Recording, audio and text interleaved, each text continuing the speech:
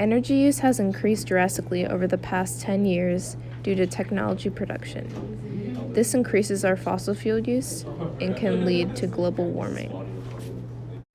Today, the United States is the largest producer of natural gas. Russia is second, producing 27.1 trillion cubic feet in 2015. The U.S. consumed 27.5 trillion cubic feet of natural gas in 2015, importing the additional natural gas to meet its demand. By sector, U.S. natural gas consumption in 2015 was 33% industrial, 35% electrical power, 17% residential, 12% commercial, 3% transportation. Led by the booming economies of China and India, growing global demand for energy is expected to secure the dominant position of fossil fuels for at least the next several decades. Fossil fuels are finite resources. Some types of non-renewable energy are oil, coal, and natural gas. Petroleum, also called crude oil or just oil, is a liquid fossil fuel. Natural gas is one of the cleanest fossil fuels. When burned, natural gas only releases carbon dioxide and water vapor. Coal and petroleum also release gases that can pollute the air and water. Coal is formed from remains of trees, ferns, and other plant materials.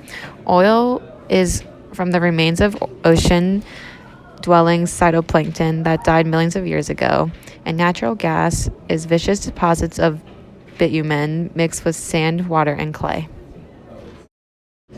When fossil fuels are burned, carbon and hydrogen react with oxygen in air with carbon dioxide and water.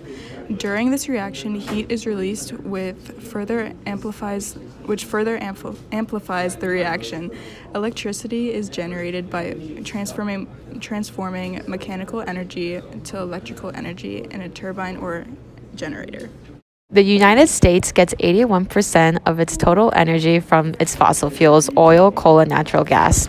We depend on those fuels to heat our homes, run our vehicles, power industry and manufacturing, and provide us with electricity. Eventually, the degree to which we depend on fossil fuels will have to decline as the planet's known supplies diminish. The difficulty and cost of tapping remaining reserves increase, and the effect of our continued use on our planet grows more critical. But shifting to new energy sources will take time. Some of the advantages for coal is that it is energy dense and plentiful. It generates electricity and makes steel. It is easy to exploit and has economic costs that are low. Some of the disadvantages is that it is expensive, releases sulfur and other air pollutants into the air, and has residual ash. The advantages for oil is that it is content for transportation for automobiles, trucks, and airplanes. For disadvantages, it contains sulfur and trace metals like coal and has the potential to have oil spills. The advantages for natural gas is that 1/2 of homes use it for heating. It is the cleanest fossil fuel. For a disadvantage, it can leak, it has fracking, and it can have extracted gas. Burning fossil fuels produces carbon dioxide. This is bad for the climate. Fossil fuels reserves can also run out.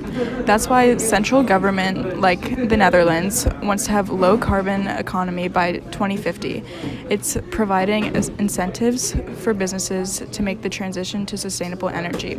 For example, a renewable energy source is thermal solar and voltaic solar.